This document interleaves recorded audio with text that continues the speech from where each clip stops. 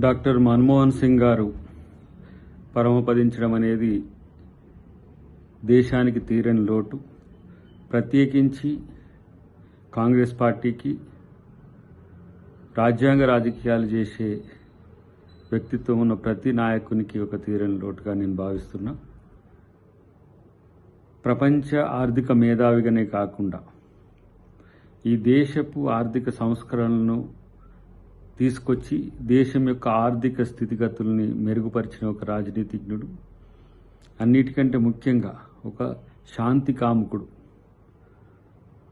భారతదేశ మహాత్మా గాంధీ నాయకుడు ఏఐసిసికి అయిన రోజునే తను పరమపదించడం అనేది సింబాలిక్గా వారిద్దరిని గుర్తు చేసుకోవడానికి కారణమైనప్పటికీ కూడా అదే స్ఫూర్తితో రాజకీయాలను నేర్పిన ఒక మహానేత.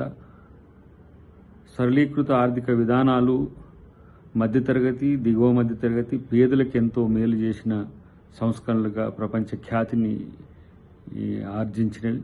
అలాంటి ఆర్థిక సంస్థలకు మూలమైన మన్మోహన్ సింగ్ గారు మన మధ్య లేకపోవడం అనేది చాలా విచారకరం. ప్రత్యేకించి వారి కుటుంబానికి నా ప్రగాఢ సానుభూతి, వారి ఆత్మకు శాంతి చేకూరాలని చెప్పి నేను కోరుకుంటున్నాను.